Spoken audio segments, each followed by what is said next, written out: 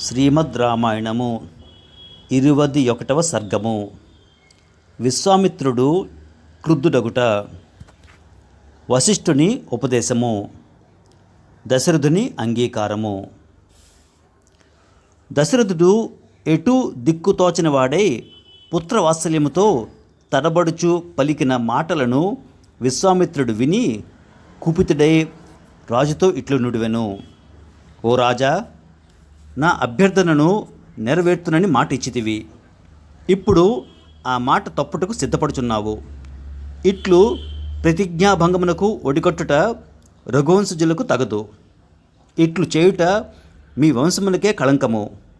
ఓ దశరథ, ఇట్లు మాట తప్పుట నీకు యుక్తముగా అనిపించినచో నేను వచ్చిన దారినే రిక్తహస్తములతో వెళ్ళెదను.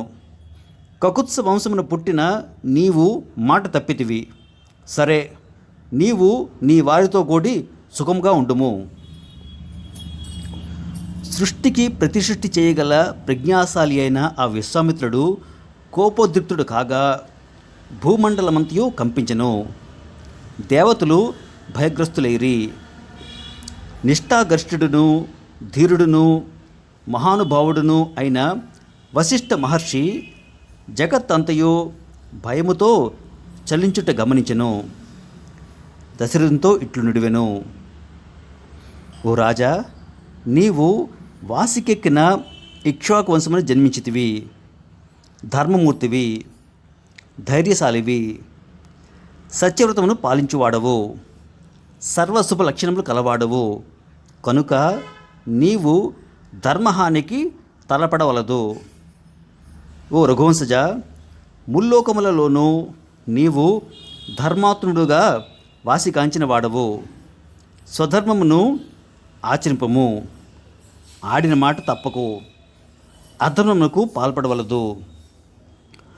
ఓ రఘువంశోద్భవ, మీ కోరిక నెరవేర్తును అని ప్రతిజ్ఞ చేసి ఆ మాటను నిలబెట్టుకొనని వానికి అశ్వమేధ యాగ ఫలము, బావులు చెరువులు త్రవ్వించుట మొదలగు ధర్మకార్యములను ఆచరించిన ఫలము నశించును. కావున విశ్వామిత్ర మహర్షి వెంట శ్రీరామును పంపము. రాముడు అస్త్ర విద్యలలో ఆరితేరిన వాడైనను కాకున్నను విశ్వామిత్రుని రక్షణలో ఉన్నంత వరకును అగ్ని రక్షణలోనున్న అమృతమోలే ఆయనను రాక్షసులు ఏమీ చేయజాలరు. ఈ విశ్వామిత్ర మహర్షి ఆకృతి దాల్చిన ధర్మము, గొప్ప శక్తి సామర్థ్యములు కలవాడు, మిక్కిలి ప్రజ్ఞాశాలి, ఈ లోకమునందలి తాపసులలో మేటి అయినవాడు, వివిధాస్త్ర ప్రయోగములను ఎరిగినవాడు, చరాచరాత్మకములైన ఈ మూడు లోకముల యందును ఈయనతో సాటి అయిన అస్త్ర ప్రయోగ కుశలుడు మరి ఒకడు లేనేలేడు. ఇక ముందు ఎవ్వరూ ఉండబోరు. దేవతలు, ఋషులు, అసురులు, రాక్షసులు, గంధర్వులు, యక్షులు, కిన్నెరులు, నాగులు మొదలగు వారిలో ఎవ్వరూ విశ్వామిత్రునితో సమానమైన అస్త్ర ప్రయోగ నిపుణులు లేరు.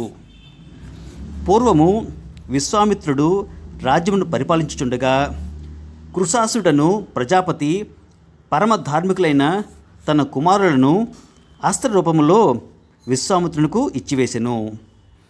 కృశాశ్వుని యొక్క కొడుకులు దక్ష ప్రజాపతి యొక్క దౌహిత్రులు.